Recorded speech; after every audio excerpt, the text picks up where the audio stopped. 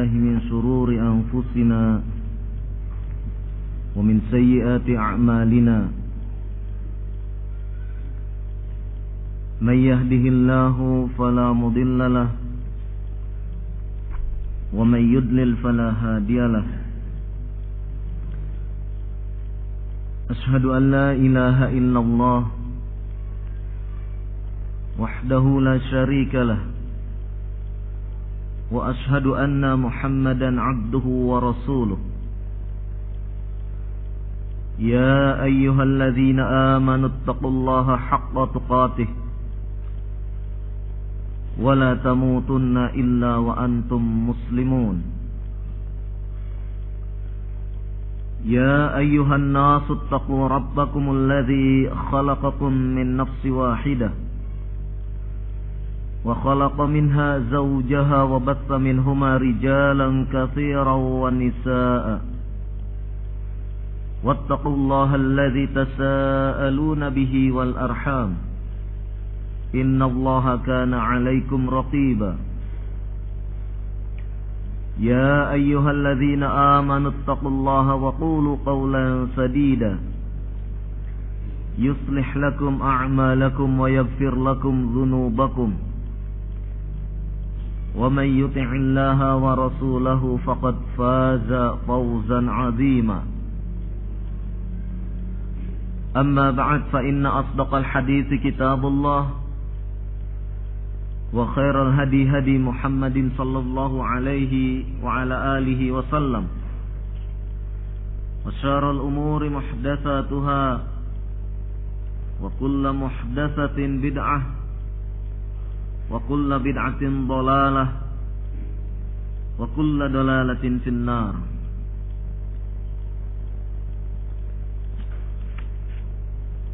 Ikhwah fiddin a'azakumullah. Alhamdulillah, syukur kita panjatkan kepada Allah Subhanahu wa ta'ala yang telah memberikan kenikmatan yang tiada terhingga kepada kita semua. Dan salah satu daripada nikmat yang Allah berikan kepada kita yaitu masih diizinkannya kita untuk duduk dalam majlis ilmu. Mudah-mudahan Allah Subhanahu wa ta'ala menjadikan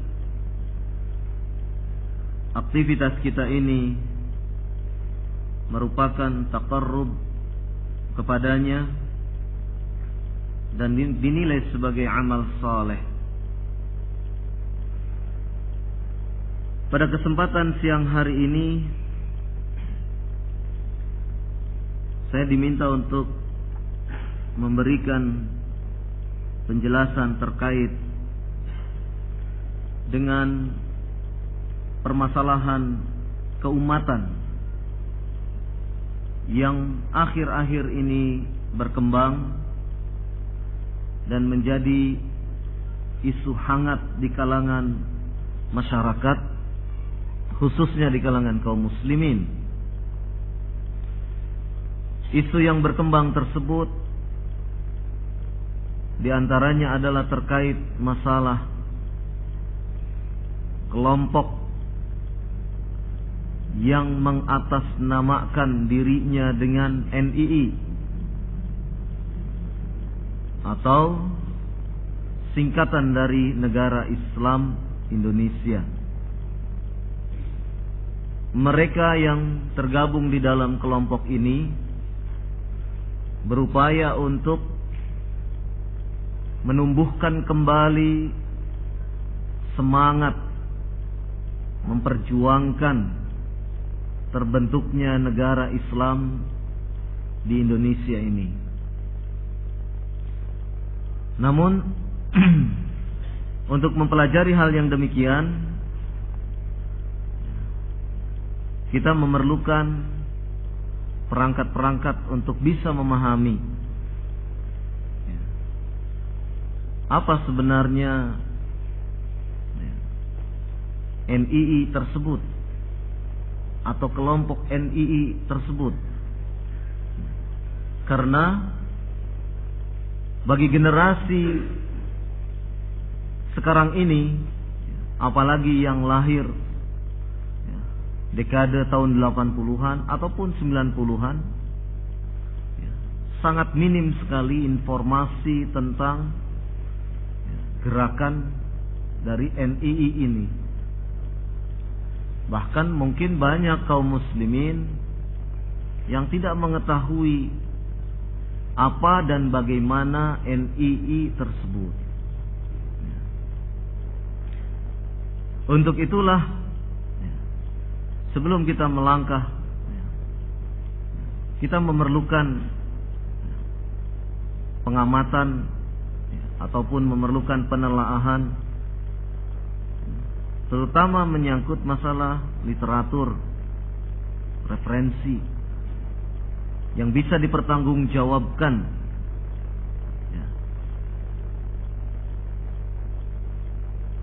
terkait masalah-masalah yang berkembang tersebut, yaitu masalah NII. Dan ini adalah ciri daripada ahlus sunnah wal jamaah, ciri daripada seorang salafi.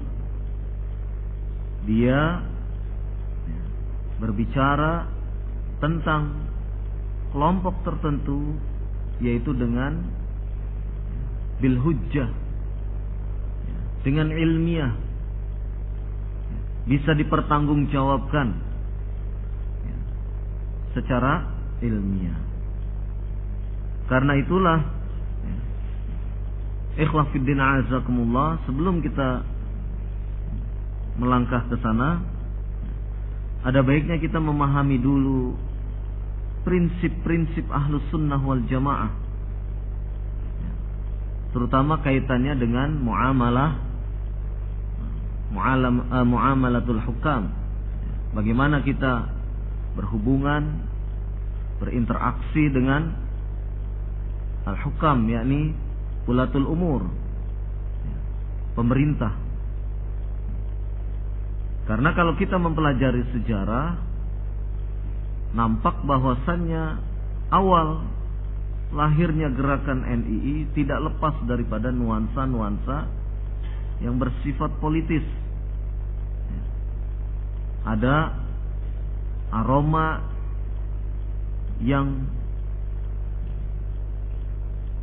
berbau konflik antara pendiri daripada NII itu sendiri dengan pihak pemerintah pada waktu itu.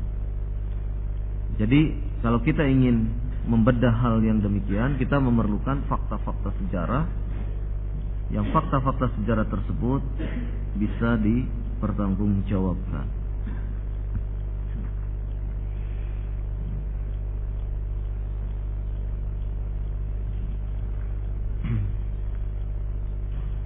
Satu hal daripada prinsip ahlus sunnah wal jamaah di dalam muamalah ataupun berinteraksi dengan pihak ulatul umur, dengan pihak pemerintah, bahwasanya seorang sunni salafi terhadap ulatul umur, dia haruslah melakukan sikap as-sam'u wa ta'ah. Ini adalah prinsip. Karena sungguhnya Rasulullah sallallahu alaihi wa alihi wasallam, atau di dalam ayat Allah Subhanahu wa taala berfirman, ya ayyuhalladzina amanu atii'ullaha wa atii'ur rasul wa ulil amri minkum. Wahai orang-orang yang beriman, taatlah kalian kepada Allah dan taatlah kepada Rasul, wa ulil amri minkum, dan kepada pemimpin kalian, kepada ulatul umur.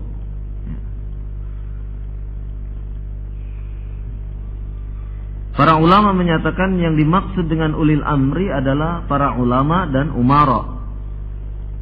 Umara yakni pemerintahan yang dia melaksanakan tugas-tugas kepemerintahan, sedangkan ulama adalah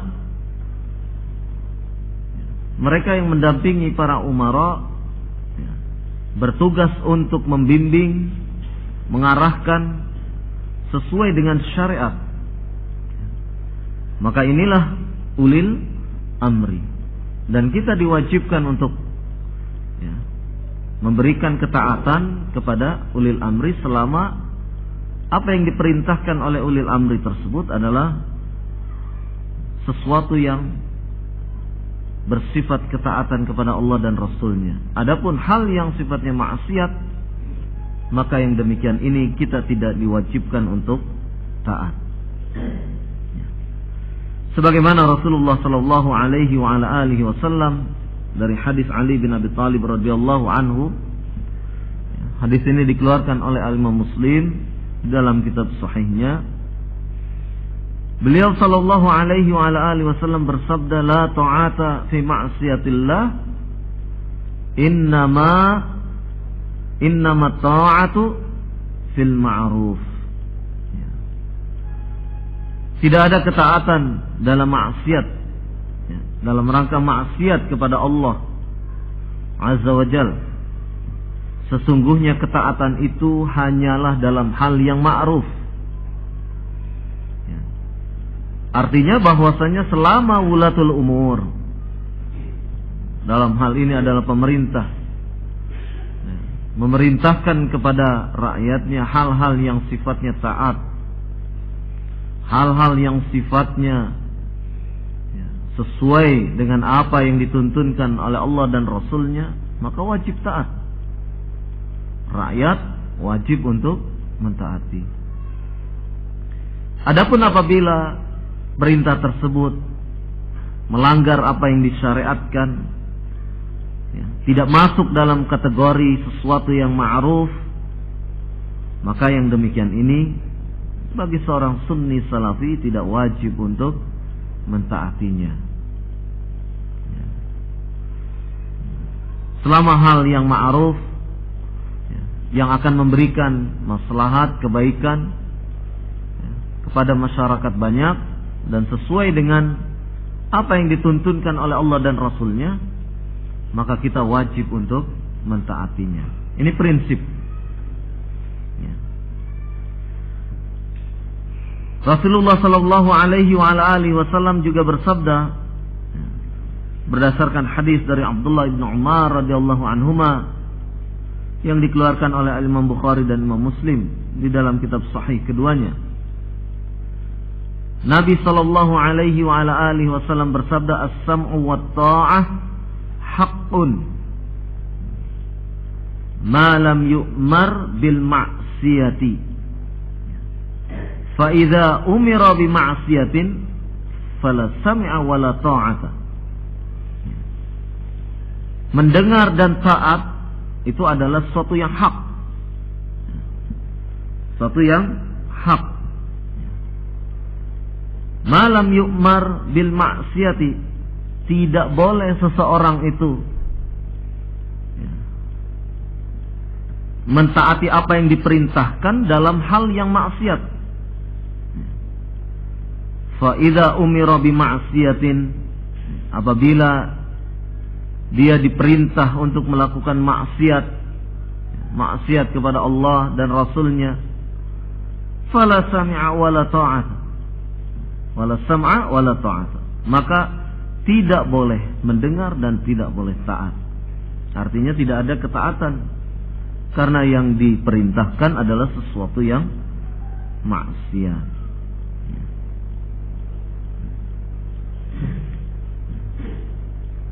Juga demikian hadis dari Ubadah ibn Samit radhiyallahu anhu.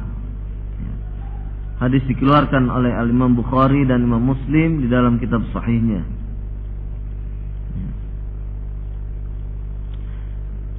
Rasulullah SAW dalam sebuah hadis ini disebutkan, bay'na 'ala sam'i wa ta'ah fi manshatina wa makrahina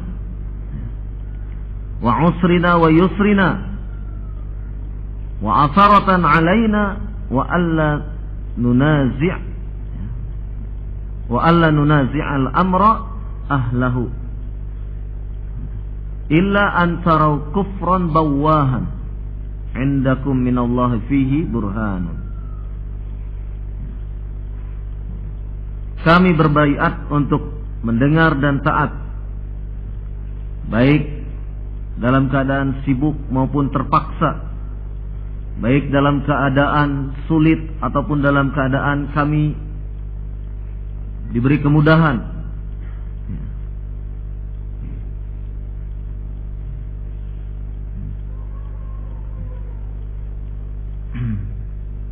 Meskipun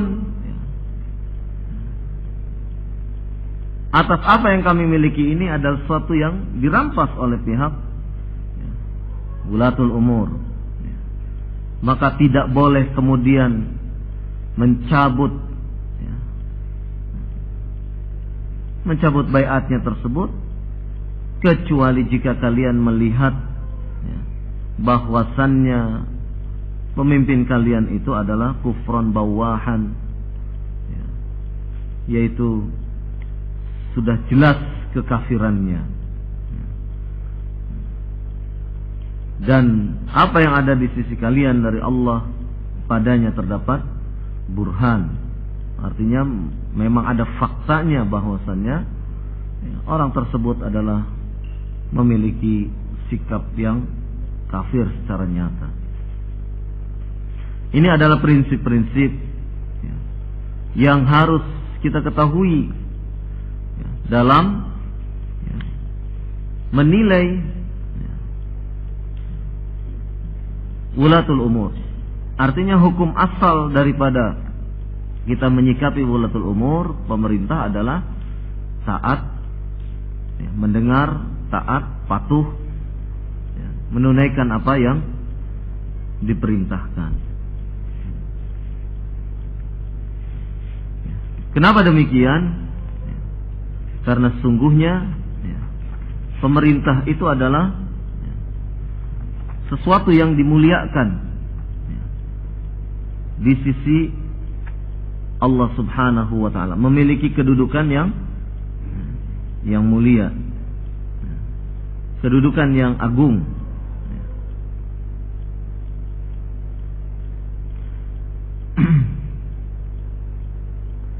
Sebagaimana disebutkan dalam beberapa ketentuan syariat tentang masalah perlunya kita mengagungkan, mendudukkan penguasa dalam hal kebaikan-kebaikan mereka.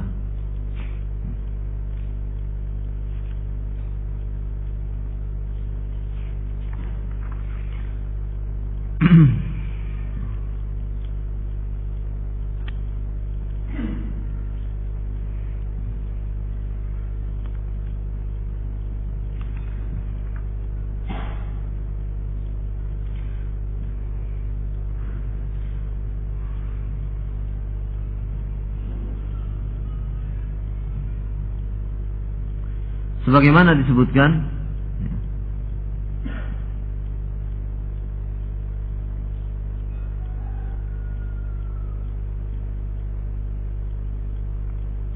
di dalam ayat surat An-Nisa ayat 59, ya ayyuhalladzina amanu atii'ullaha wa atii'ur rasul wa ulil amri minkum.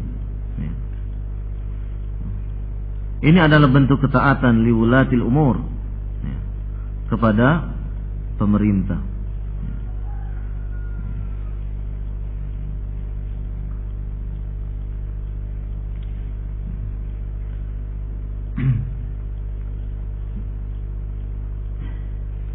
Kemudian juga dalam sebuah hadis Abi Bakrah radhiyallahu an, man ajalla sultanallah ajallahu Allahu yaumal qiyamah. Akhrajahu Ibnu Abi Asim fi Sunnah. Barang siapa yang memuliakan penguasa Allah, ajallahu Allahu yaumal qiyamah, maka Allah akan memuliakannya pada hari kiamat nanti. Ini menunjukkan tentang perlunya kita memuliakan ya, sultan.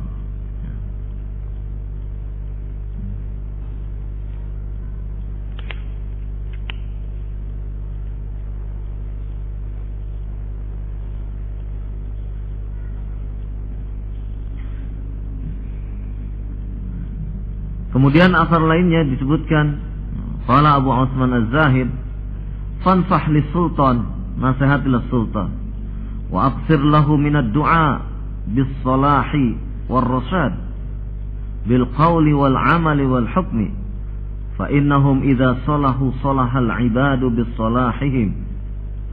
Nasihatilah kepada as-sultan, kepada penguasa, wa aqsir lahu min ad-du'a, dan perbanyaklah doa untuk penguasa. Ya. Ad-du'a bis-salahi war-rasyad, doa untuk memohon ya, kebaikan dan bimbingan. Bil qawli wal 'amali wal hukmi, ya, dengan perkataan, perbuatan dan hukum.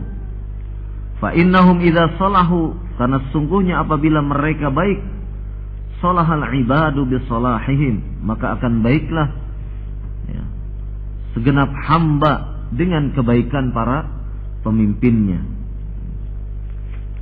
Ini menunjukkan tentang ya, perlunya kita untuk memuliakan ya, penguasa.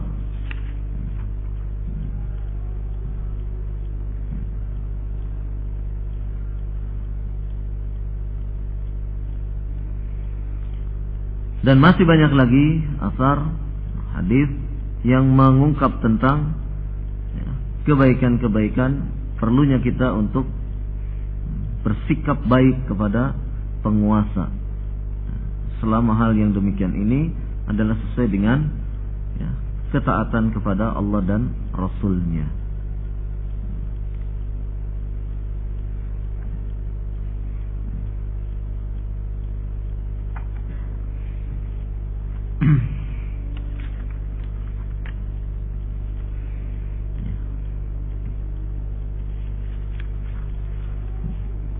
Kemudian kita pun prinsip lainnya dalam masalah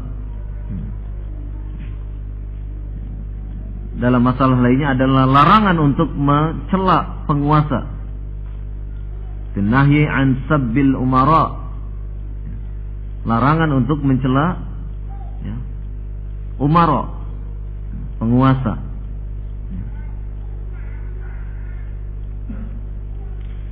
Berdasarkan hadis-hadis Nabi sallallahu alaihi wasallam ya, sebagaimana telah sabit ya, di dalam kitab Sahihain dari hadis Abi Hurairah radhiyallahu an. Ani Nabi sallallahu alaihi wa ala alihi wasallam qala man kana yu'minu billahi wal yawmil akhir falyaqul khairan aw liyasmut. Ya. Barang siapa yang beriman kepada Allah dan hari akhir, maka berkatalah yang baik atau diam. Rasulullah sallallahu alaihi wa ala alihi wasallam memerintahkan untuk berkata yang baik, atau kalau tidak bisa mengeluarkan dari lisannya sesuatu yang baik, maka diam. Dalam Sahihain juga disebutkan hadis dari Abu Musa al-Ash'ari radhiyallahu anhu. Qalu ya Rasulullah ayyul islami afdal? Abu Musa al-Ash'ari radhiyallahu an berkata, qalu, bertanya para sahabat, ya Rasulullah, wahai Rasulullah, ayyul islami afdal? Amalan apakah dari Islam ini yang paling utama? Qala man salimal muslimuna min lisanihi wa yadihi. Nabi sallallahu alaihi wasallam yakni yang menjadikan seseorang itu selamat ya.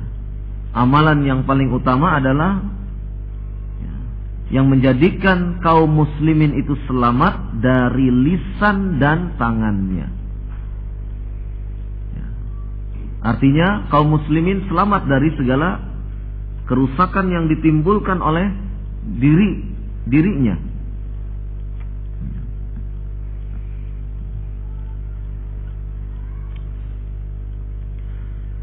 Dalil lainnya sebagaimana disebutkan atau dikeluarkan oleh Al-Imam Tirmidzi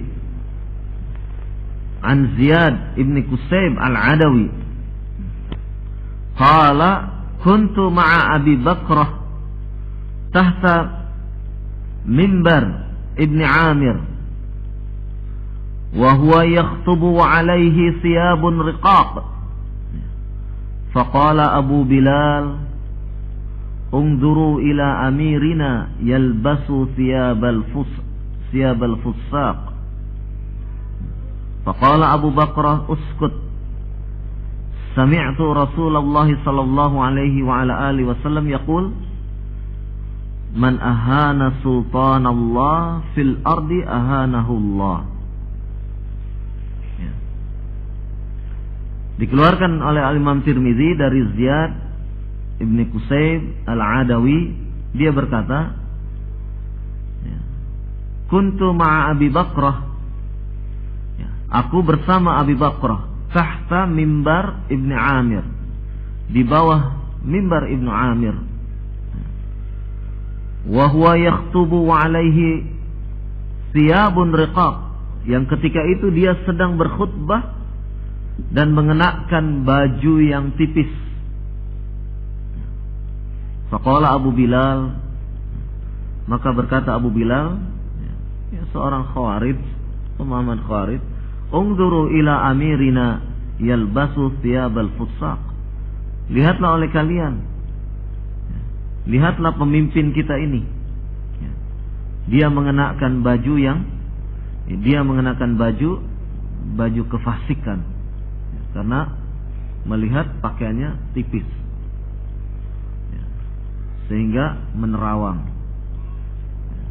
Kemudian oleh Abu Bilal ini dijelek-jelekkan karena memiliki pemahaman khawarij, dijelek-jelekkan dengan pakaian, ya, Ibnu Amir ini, yang ketika itu sedang berkhutbah. Faqala Abu Bakrah, maka berkata Abu Bakrah, uskut, diamlah engkau. Sami'tu Rasulullah sallallahu alaihi wasallam yaqul, aku pernah mendengar Rasulullah sallallahu alaihi wa ala alihi wasallam bersabda, man ahana sultanallah fil ard, barang siapa yang merendahkan, menghinakan penguasa Allah di muka bumi ini, ahanahullah, maka Allah akan menghinakan dia, maka Allah akan merendahkan dia.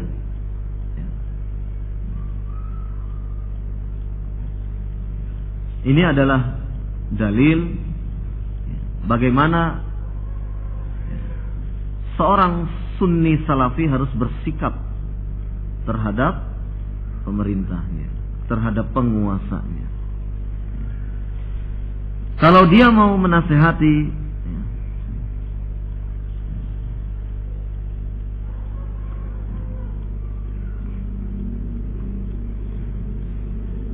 maka hendaklah dia menasehati dengan cara yang baik.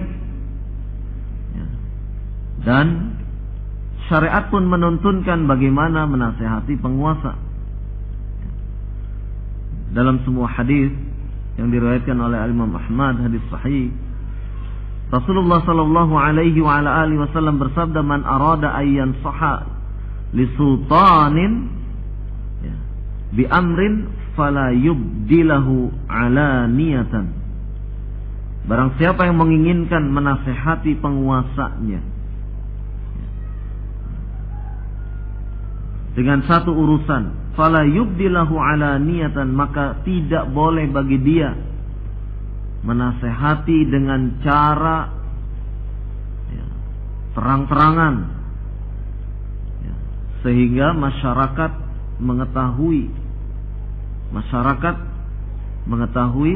luas mengetahui hal yang demikian. Walakin, akan tetapi hendaklah engkau menasehati, li'akhud biyadihi fayakhluwa bihi fa in qabila minhu fadzaka. Hendaklah engkau mengambil tangan penguasa tersebut, kemudian engkau berdua menyampaikan apa yang menjadi keluhanmu. apa yang akan dinasehatkan kepada penguasa.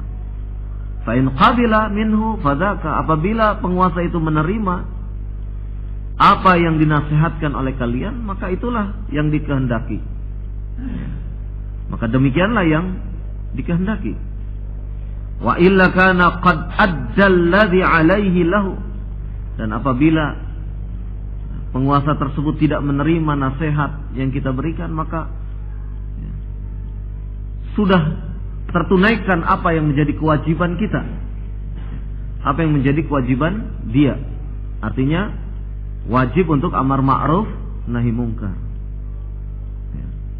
wajib untuk memberikan bimbingan kepada penguasa, yaitu caranya dengan cara yang tersembunyi, tidak boleh dengan alaniyah, terang-terangan. Kalau zaman sekarang, yaitu dengan cara menasehati penguasa dengan melalui cara yang tersembunyi, artinya dengan cara mungkin kita mengirim surat, yang surat itu pun tidak dipublikasikan, tidak kemudian disebar-sebarkan, tetapi cukup hanya ditujukan kepada penguasa itu saja. Itu adalah dalam bentuk lain. Atau bila penguasa memang menyediakan kotak pengaduan atau mungkin SMS pengaduan, maka sampaikan melalui media yang sudah ditetapkan oleh pihak penguasa tersebut, sehingga kemudian seseorang tidak menasehati penguasanya dengan cara membuka aib, membuka kekurangan yang ada pada penguasa tersebut. Yang ini tentu saja dilarang di dalam syariat. Dan ini adalah termasuk daripada prinsip Ahlus Sunnah wal Jamaah.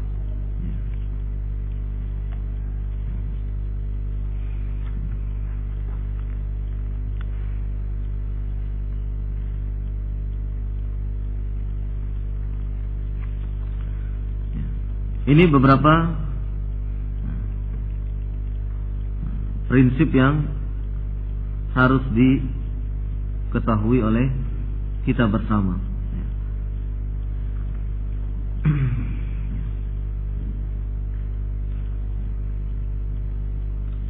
Sehingga dengan demikian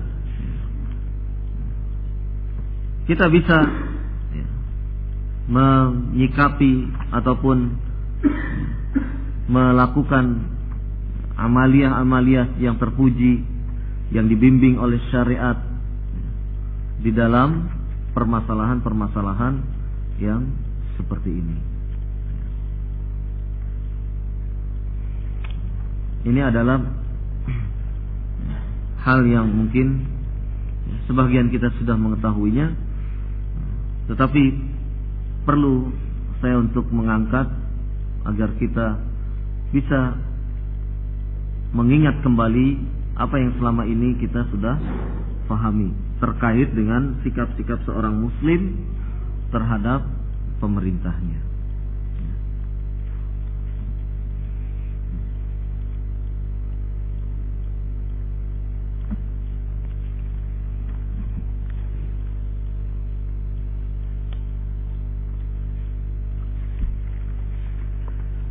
Banyak artikel tentang seputar NII. Banyak artikel seputar NII.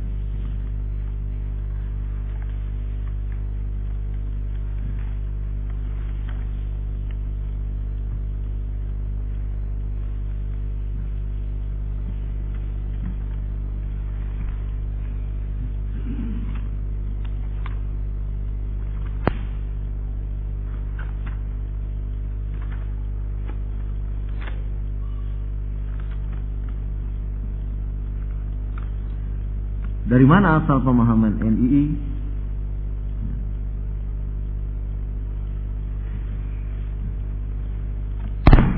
Ada sebuah buku yang mungkin untuk membantu kita memahami tentang gerakan NII. Buku ini ditulis oleh seorang jurnalis yang dia melakukan penelitian dengan mewawancarai beberapa orang yang terlibat langsung di dalam gerakan NII. Kemudian buku ini pun ditulis dengan data-data, arsip-arsip pendirian negara Islam Indonesia. Seperti misalnya yang disebutkan data di sini tentang Kitab Undang-Undang Hukum Pidana Negara Islam Indonesia.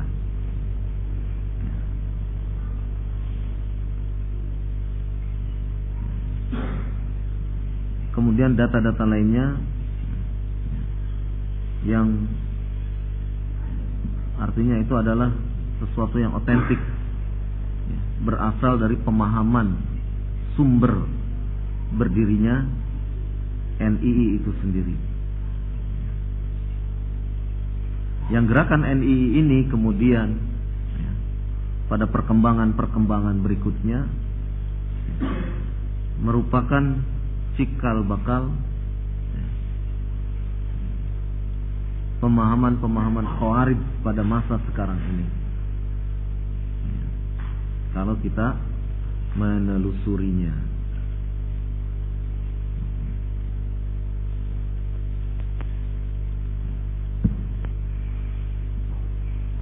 Maka ketika kita berbicara NII, kita tidak bisa lepas dari sejarah berdirinya DITII. Ketika kita berbicara masalah NII, kita tidak bisa lepas dari berdirinya DITII. DITII ini singkatan dari Darul Islam, Strip Tentara Islam Indonesia. Di dalam sejarah masih ada nggak pelajaran? Di sekolah-sekolah masih ada, masih tertuang di dalam sejarah Indonesia.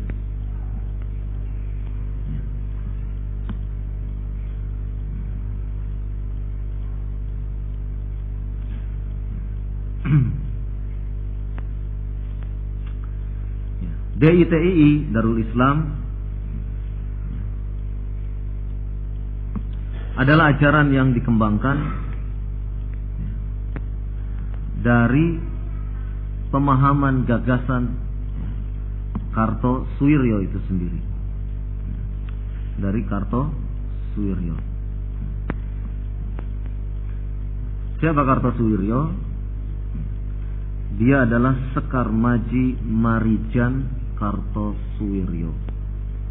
Tapi jangan dipanggil Mbah Marijan, karena nanti akan lain orangnya.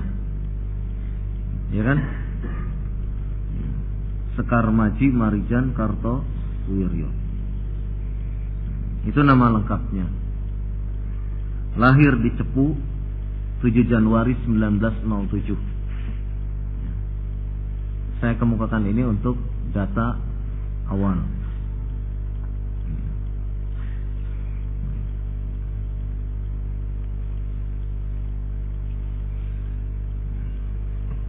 Kartosuwiryo yang mendapatkan pendidikan formal hingga pendidikan SMA atau disingkat ELS.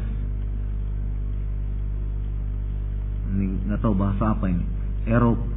Europese Lager School, bahasa Belanda, di Bojonegoro pada tahun 1923.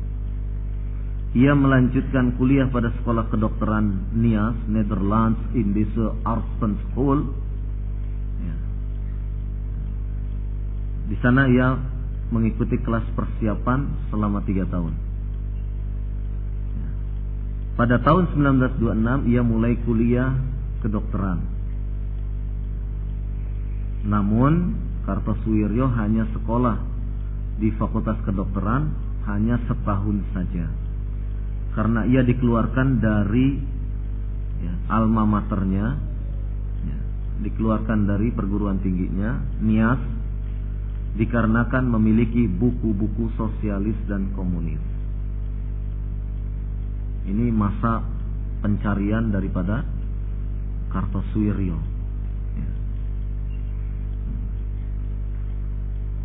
Yang pada waktu itu pemerintahan kolonial sangat sensitif dengan buku-buku yang berbau komunis. Karena apa? Komunis sudah melakukan gerakan-gerakan pemberontakan pada tahun 1926 tersebut. Dari mana Kartosuwiryo mendapatkan buku-buku tersebut? Dari pamannya yang memang seorang komunis, yang bernama Marco Kartodikromo, seorang wartawan dan sastrawan yang dikenal juga sebagai tokoh komunis. Kemudian Kartosuwiryo setelah keluar, dia aktif di gerakan-gerakan politik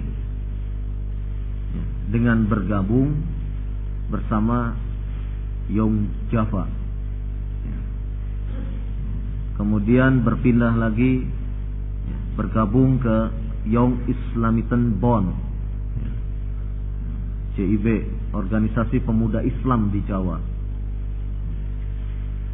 Kemudian dia pun bergabung dengan PSI,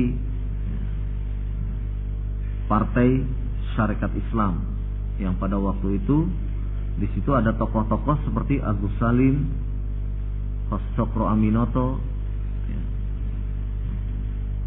Yang Hos Cokro Aminoto itu sendiri sebetulnya adalah asli orang Solo, tinggalnya di Laweyan. Hos itu artinya Haji Umar Said Cokro Aminoto. Maka oleh Hos Cokro Aminoto, Kartosuwiryo dijadikan sekretaris pribadinya, yang pada waktu itu bersamaan juga dengan Insinyur Soekarno belajar di Hos Cokro Aminoto. Jadi sama-sama belajar di Laweyan.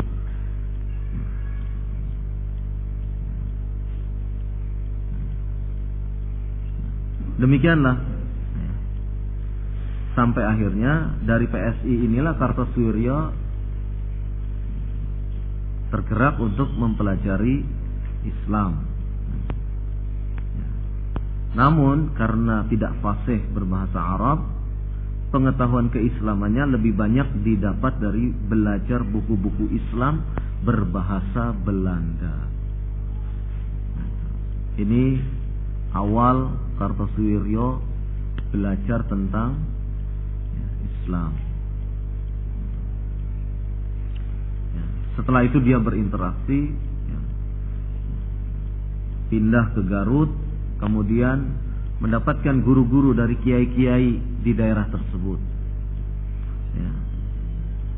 kiai-kiai sekitar Garut tersebut, yang tentu saja pada masa itu beberapa kiai ini memiliki paham apa?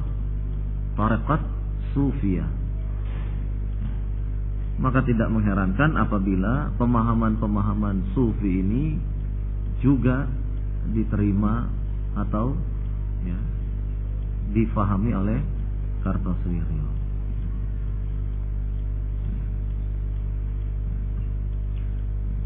Maka guru-gurunya yang di Garut inilah, kiai-kiai itulah yang membangun pemahaman keislaman ala Kartosuwiryo.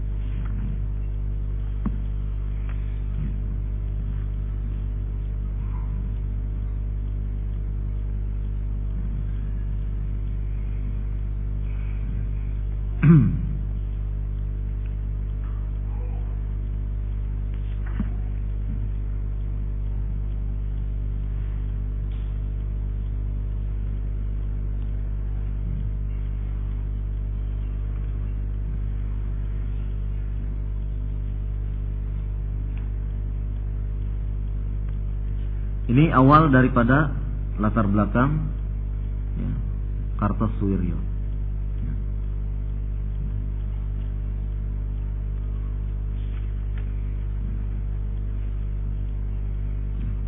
Kemudian dari Kartosuwiryo inilah lahir pada Mei 1948 berdiri Darul Islam dalam strip garis miring Negara Islam Indonesia dalam kurung DITII. Diproklamasikan oleh Kartosuwiryo pada tanggal 17 Agustus tahun 1949 di Cisampak, Kecamatan Ciulu Gagar, Kabupaten Tasikmalaya.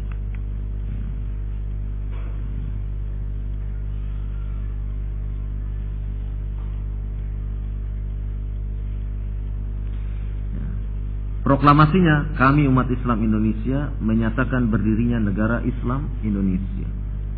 Maka hukum yang berlaku atas Negara Islam Indonesia adalah hukum Islam. Dalam penjelasan teks proklamasi yang terdiri dari 10 butir itu disebutkan antara lain, Negara Islam Indonesia merupakan negara Islam di masa perang atau Darul Islam fi waqtil harb.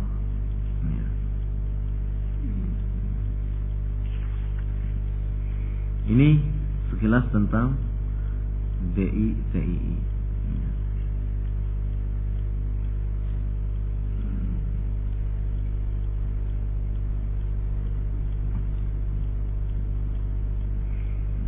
Dari sinilah berkembang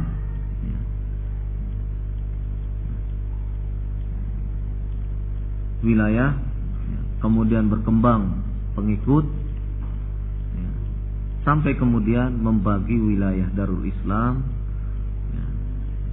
dalam konsep oleh Kartosuwiryo. Daerah 1 disebut Darul Islam, yang daerah itu dikuasai oleh tentara DITII. Kemudian daerah 2 adalah daerah yang di situ bercampur antara pengikut DITII dan kaum muslimin umum. Dan daerah 3 adalah daerah yang di situ tidak ada anggota DITII. Itu pembagian wilayah mereka.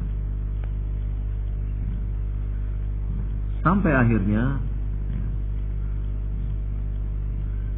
pemahaman takfir Kartosuwiryo muncul, yaitu yang pertama kali gurunya sendiri yang bernama Kiai Yusuf Tauciri itu dikafirkan. Pondok pesantrennya di daerah Cipari itu pun diserangnya. Tidak kurang dari 47 kali penyerangan. Di situ sudah terjadi sikap takfir, mengkafirkan yang tidak masuk ke dalam kelompok DITII. Paham ini? Ini sejarah. Jadi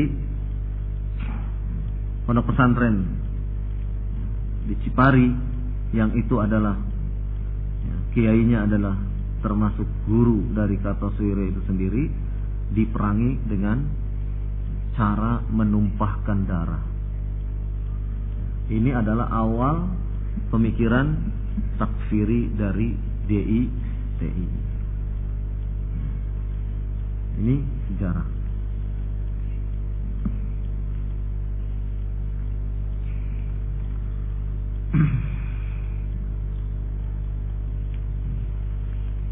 Kemudian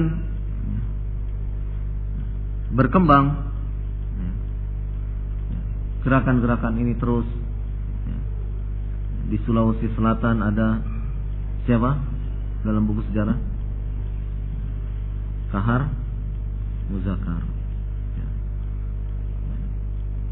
yang pasukan dia tidak mau diterima oleh Angkatan Perang Republik Indonesia. Kemudian dia melakukan perlawanan dan gabung dengan DITII. Kemudian di Aceh ada Daud Bereh, juga demikian, karena tidak sesuai dengan kebijakan pemerintah pusat, kemudian gabung dengan DITII. Sehingga apa? DITII membesar,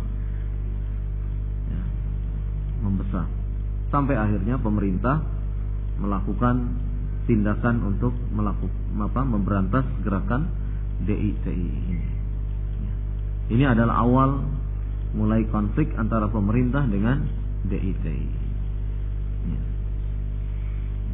Karena Kartosuwiryo sendiri melakukan pemberontakan kepada pemerintahan yang waktu itu dipimpin oleh Presiden Soekarno.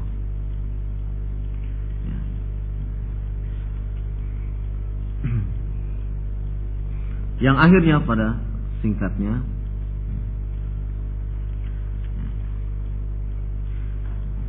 tahun 1962 TNI berhasil menangkap Kartosuwiryo. Kemudian Kartosuwiryo ditahan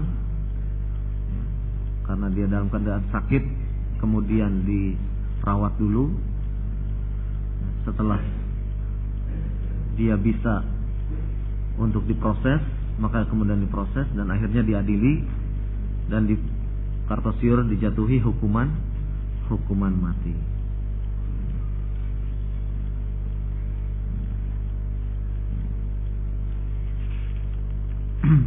Nah, setelah Kartosuwiryo meninggal dunia, bukan berarti lantas ideologi DITI ini mati. Mantan DITI terus bergerak, terus hidup, dan melakukan aktivitas.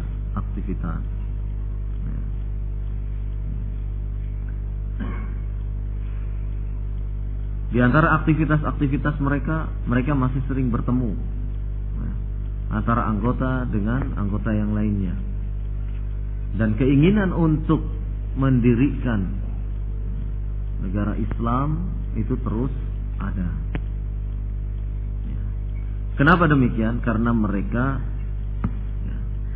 terinspirasi oleh kata-kata terakhir Kartosuwiryo ketika dia ditangkap.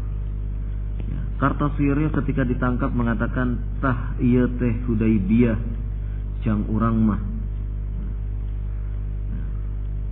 Artinya apa? Inilah Hudaibiyah bagi kita. Waktu itu Kartosuwiryo ditangkap bukan berarti dia menyerah, tetapi dia menganggap bahwasannya proses penangkapan dia adalah seperti Rasulullah SAW dulu melakukan perdamaian dengan kaum musyrikin Quraisy, yaitu dengan apa? Sulhu Hudaibiyah, perdamaian Hudaibiyah. Nah, Kartosuwiryo menganggap penangkapan dirinya oleh pihak TNI adalah dianggap sebagai proses damai, perdamaian Hudaibiyah.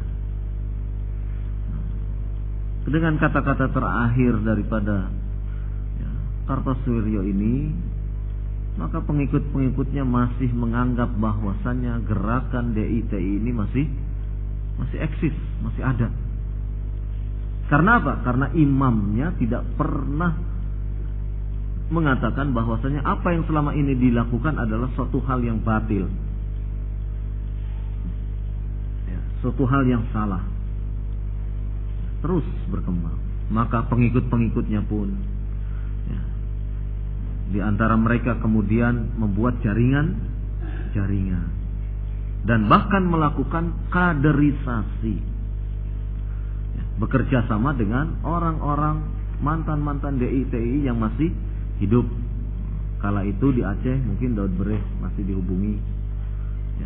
Kemudian dari generasi-generasi yang ada ini, mereka kemudian membentuk semacam komando jihad. Membentuk komando jihad. Mereka kemudian menggali kembali keahlian mereka yang dulu mereka bisa membuat bermain senjata, membuat bom. Mereka gali kembali keahlian-keahlian itu, dihidupkan kembali melalui istilah mereka itu komji, komando jihad. Ini generasi kedua pasca apa? Pasca Kartosuryo dan pengikutnya ditumpas. Pemerintah waktu itu mengadakan beberapa orang dimintai untuk berikrar bergabung bersama NKRI. Terus, nah generasi baru ini membentuk apa? Komando Jihad.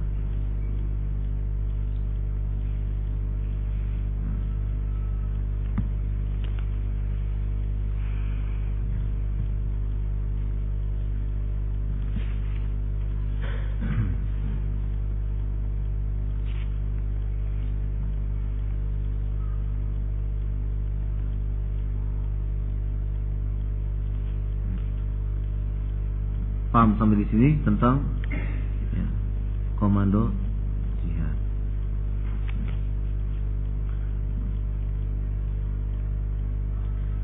Dari sini kemudian ya, gerakan-gerakan ini terus sampai akhirnya ya, mereka berhubungan dengan Libya. Ya, sudah mulai gerakannya ke keluar Indonesia. Ya. Mempersiapkan jihad di bumi Sumatera, dari mulai Lampung, Palembang, ya, Aceh. Ya. Mereka melakukan ya, rekrutan. Di antara mereka melakukan rekrutan ya, disebutkan di sini. Mereka melakukan perekrutan di antaranya adalah orang-orang dari kalangan ya, aktivis masjid, ya, tim pemuda masjid, kemudian tim ormas Islam, tim ormas pemuda Islam, kemudian ada tim masjid kampus dan mahasiswa. Nah ini mulai mereka membuat jaringan, ya, tim kampus, tim masjid kampus dan mahasiswa. Ini untuk menjaring mahasiswa. Kemudian tim ormas pemuda Islam untuk menjaring kalangan muda dari kalangan organisasi massa. Kemudian tim pemuda masjid, mereka untuk menjaring aktivis-aktivis masjid. Ini mereka mulai bergerak. Mereka terus sampai akhirnya generasi berikutnya buku-buku Ikhwanul Muslimin masuk. Ya, buku-buku Ikhwanul Muslimin masuk. Ya, terutama buku-buku Said Qutb. Ya, kemudian ya, buku-buku lainnya ya, yang ya, itu adalah bibit-bibit takfiri juga ya, di dalam buku-buku tersebut. Ada mereka membagi tauhid, ada tauhid rububiyah, uluhiyah, tauhid mulkiyah. Ya, yang disinilah nanti akan menjadikan ya, mereka memiliki pemahaman yang lebih modernis daripada generasi sebelumnya.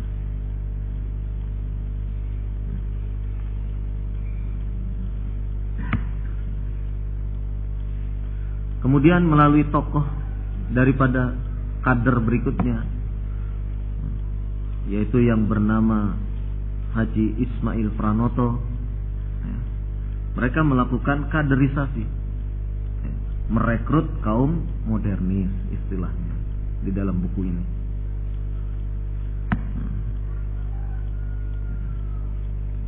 Siapa yang didekati? Di antaranya tokoh-tokoh aktivis PII, Pelajar Islam Indonesia.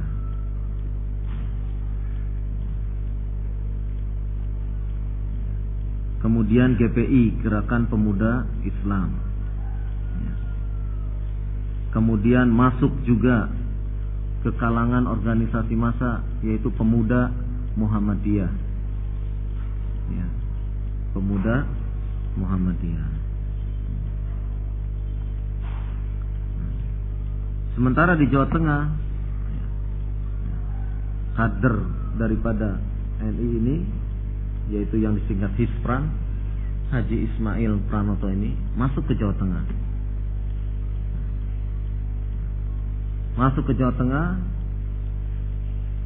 berhasil merekrut siapa? Di sana. Berhasil merekrut yang di sana. Paham? Paham tidak? Kan ada pondok pesantren. Paham? Yang waktu itu siapa? Pendirinya. Ya. Dan wakilnya yang sekarang masih di tahanan. Dari situ kita tahu sekarang benang merahnya. Tahu sekarang sejarah benang merahnya. Ini NI dalam sekte lain. Nanti ada sekte berikutnya. Ada KW 9, Komandemen Wilayah 9. Nanti ada NI Az-Zaitun. Nanti insya Allah ada ikhwah kita yang cerita tentang Az-Zaitun. Pengalaman itu artinya dia sudah terjun langsung di situ. Mungkin Pak Duhur ya, nggak pulang kan? Ini sejarah ini perlu antum paham supaya apa? Supaya tidak terputus. Loh kok bisa itu ke? Iya bisa. Dari sanalah kemudian hubungan relasi yang dari pondok pesantren sana berhubungan dengan Kiai Ajengan Mas Duki. Yang waktu itu Kiai Ajengan Mas Duki ini di Tasikmalaya. Ajengan Mas Duki ini adalah seorang kuburiyun. Thariqah Sufiyah, kuburiyun. Begitu yang lain-lain Tasikmalaya habis ditangkapi, maka yang dari sini muncul. Karena memiliki murid-murid, santri-santri, dan pada waktu itu pemerintahan Presiden Soeharto demikian keras, akhirnya dua orang ini ke Malaysia. Paham? Di Malaysia mendirikan pondok pesantren yang namanya Luqmanul Hakim. Berbarengan dengan itu ada terjadi gejolak di Afghanistan. Maka alumni dari sini banyak yang dikirim ke Afghanistan. Dari sanalah mereka berlatih membuat bom, membuat keterampilan bersenjata dan seterusnya. Kaderisasinya melalui apa? Pondok pesantren yang didirikan di Malaysia. Ini sudah generasi keberapa? Generasi keberapa? Ya. Generasi ketiga. Setelah tokohnya meninggal, ya tinggal satu. Kemudian ada generasi yang mudanya, yang kemudian sampai kepada peristiwa pengeboman di beberapa tempat, termasuk diantaranya pengeboman bom Bali. Ini diuraikan di dalam buku ini. Jadi mana benang merahnya? Dari sana. Jadi tidak bisa lepas dari pemahaman awal tumbuhnya NII ini. Dan ingat yang direkrut apa? Mahasiswa melalui masjid kampus. Kemudian apa? Ormas pemuda. Kemudian apa? Aktivis masjid. Ada nggak organisasi aktivis masjid di sini?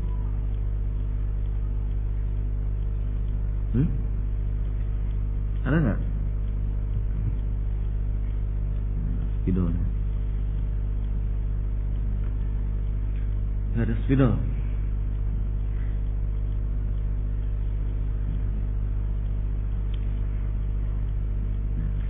Ini adalah gerakan-gerakan di tahun 75, tahun 80 awal.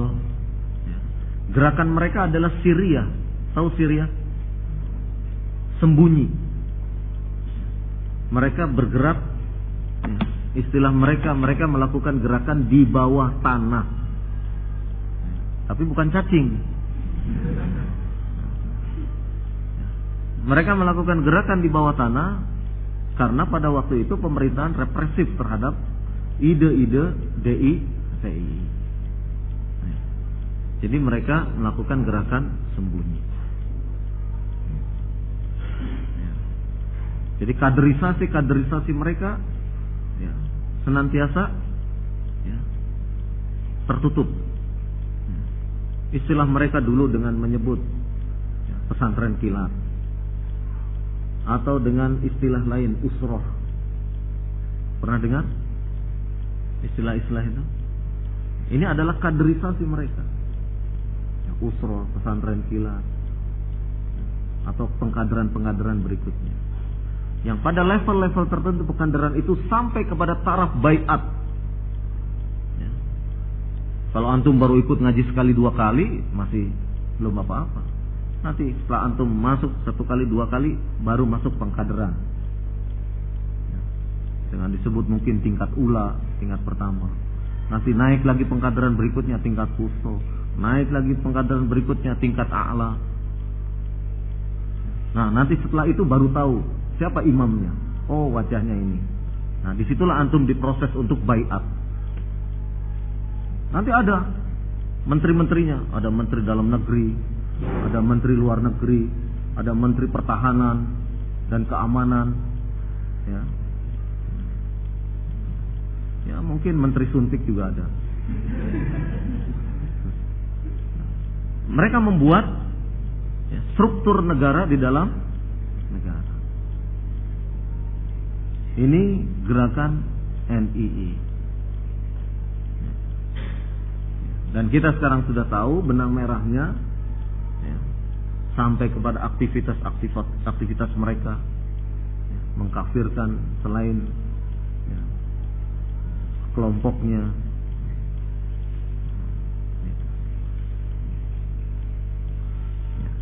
Ini gerakan mereka.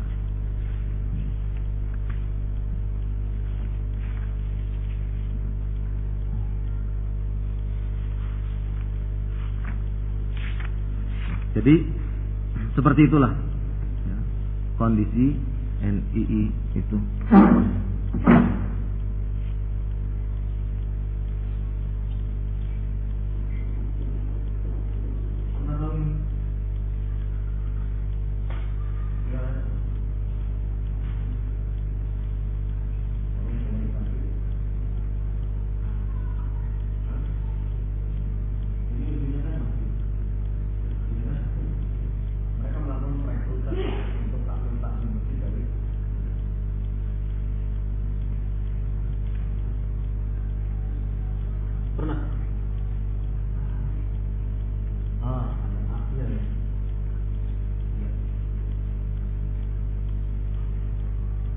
Aktivis. Itu sampai sekarang terus. Dan itu tidak bisa lepas dari sejarah Kartosuwiryo dulu.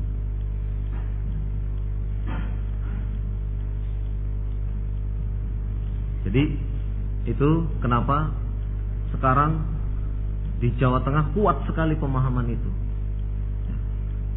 Kuat sekali pemahaman tentang NII.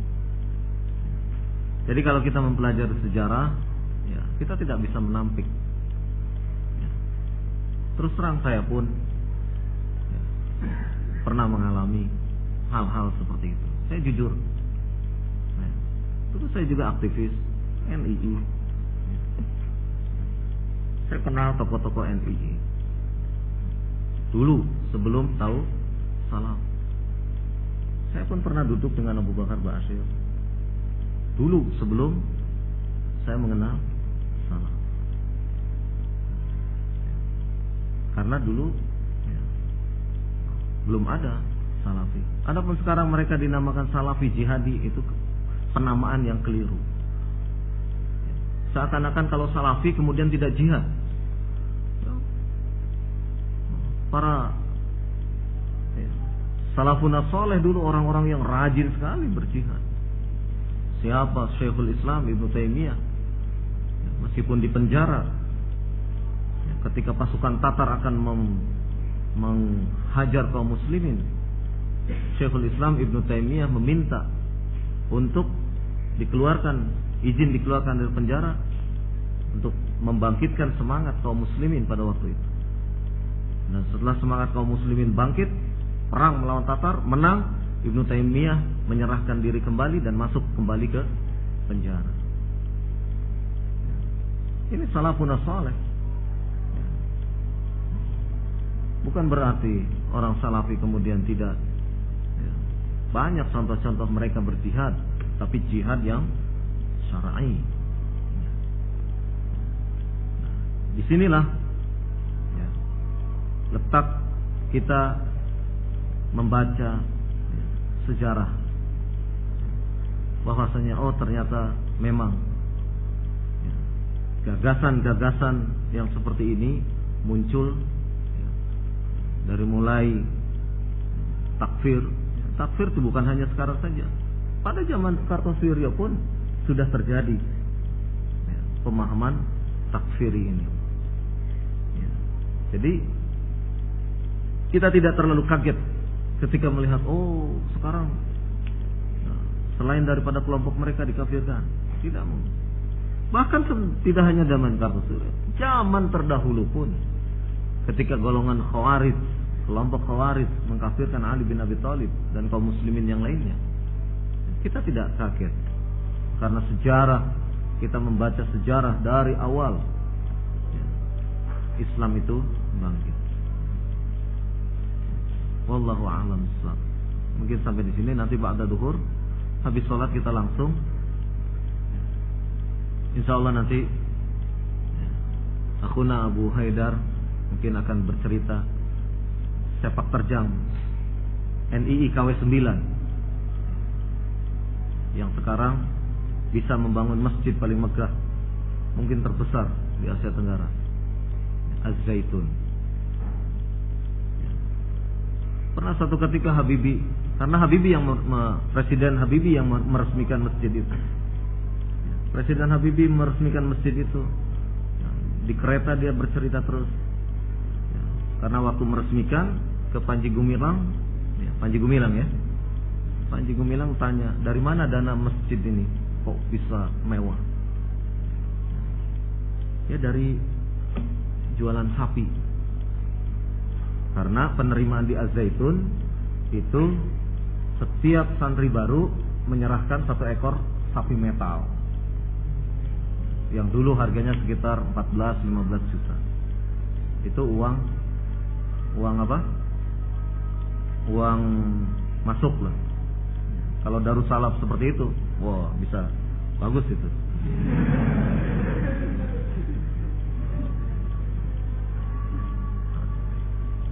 Ditanya dari mana? Dari jual sapi. Presiden Habibie kan cerdas orangnya, bisa berhitung. Sapi jumlahnya sekian, keuntungannya sekian, masa bisa bangun masjid, bisa membangun gedung sehebat ini? Terus Pak Presiden Habibie berkata ke asistennya Pak Shimli As-Siddiqi waktu itu, kita dikibulin, kita dibohongin. Kenapa Pak Habibie mau meresmikan Masjid Az-Zaitun? Dikiranya menurut beliau ini satu paket dengan masjid di Taman Mini. Masjid di Taman Mini namanya apa? Masjid At-Tin. Kan Wat-Tini Waz-Zaitun.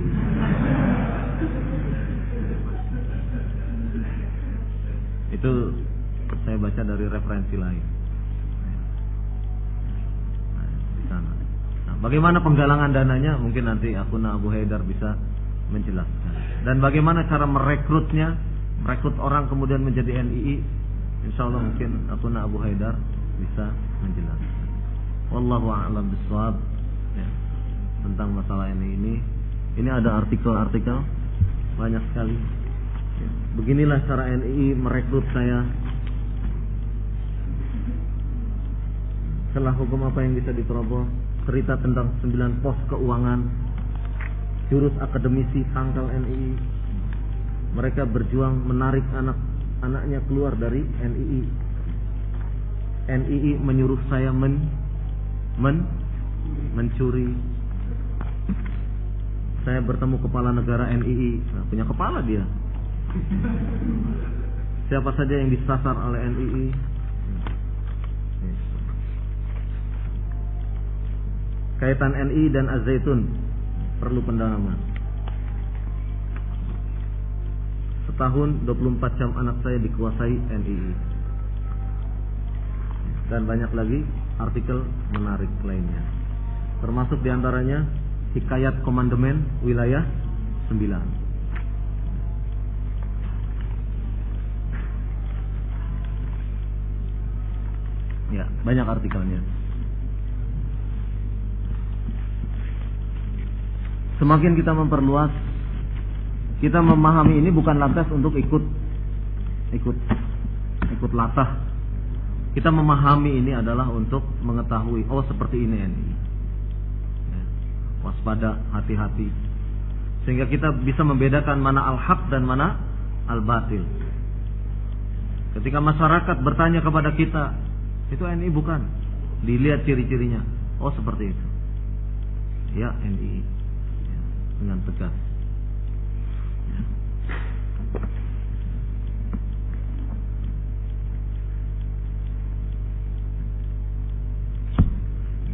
Wallahu a'lam bishawab. Subhanakallahumma bihamdika asyhadu an la ilaha illa anta astaghfiruka wa atubu ilaik.